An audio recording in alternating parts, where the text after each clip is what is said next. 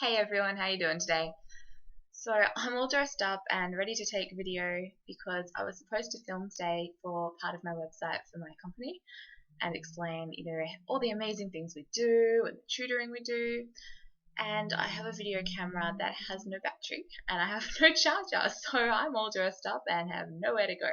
So I figure all is not lost and I'll make a video cam for the website. So it's really nice to see you all again. The theme of today's vlog is going slow.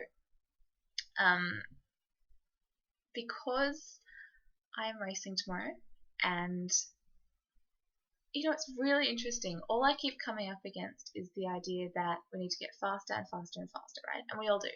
But every time I want to run with someone who hasn't really run before, hasn't run much before, the response I always get is, oh no, I'm not fast enough. I'm too slow for you. I'll slow you down.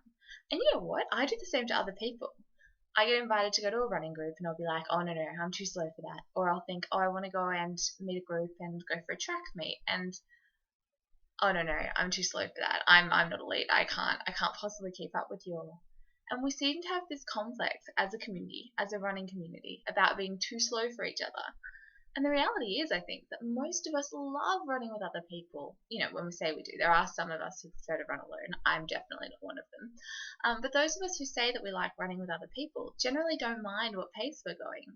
We've got a certain number of workouts in a week that we fit in, and we've got workouts that we do in a particular way. So, I'd never run alongside someone when I was doing my intervals, for example. But on a fairly even pace long run, I don't mind what pace I'm going. And yet, we've still all got this complex about running with each other and holding each other back. And more than that, there are people who are too scared to sign up for races for fear of being the last one to cross the line. And yet, you have a whole bunch of people who are happy to walk along, have a chat, and complete a race simply walking it and enjoying it.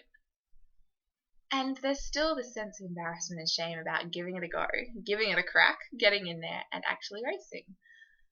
So I want to throw it open to you. What is it that holds you back when you run? Because tomorrow I'm really scared to tell my trainer, what results I get, because I've got this complex that after last week's 49-minute run, which was huge for me, that I'll go nowhere near it. And I might and I might not. And it actually doesn't matter at all. I've got a lifetime to get faster and to get slower, and the time doesn't matter. It only matters to me because I've set myself a benchmark and I want to meet it. And as I train more and more, I naturally want to get a bit faster. But the time itself means nothing. 49 minutes? Yeah, whatever. That's cool for me. And a year ago it was 51 minutes. And a way before that it would have been a lot higher. And for my mate who ran the 10K that I ran last week, 36 minutes was like, yeah, whatever. It's so absolutely arbitrary. The numbers we pick for ourselves are exactly that, the numbers that we pick for ourselves. And that's it. The numbers are actually entirely meaningless. We give the meaning to them. And that's kind of exciting because it gives us a sense of being able to beat our goals, meet them, set aims, reach them, set targets, set higher targets, and it's brilliant. The trap is when we start to compare ourselves to other people and their numbers. So I've got this complex about running with anyone who can run 45 minutes or under in a 10K.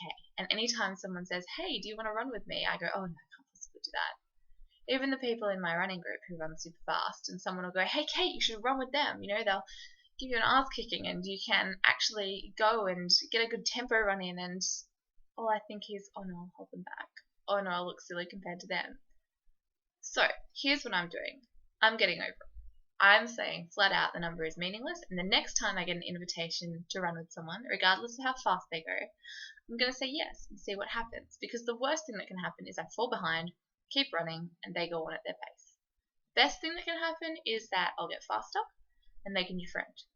So really, what are we worried about? If you wanted to start running and someone has offered you a chance to run with them, take it with open arms. People don't offer things because they want to show you up. They offer because they actually want to be around you. So enjoy it, love it. And let me know, when was the last time that you took on a challenge like that, did something that scared you, and ran with someone who was crazy fast? When was the last time you ran with someone who was really slow? Were you resentful of it? And what are you going to do now, thinking about the numbers and their complete arbitrariness? What are you going to do to challenge yourself and get out of your comfort zone? I'll talk to you soon.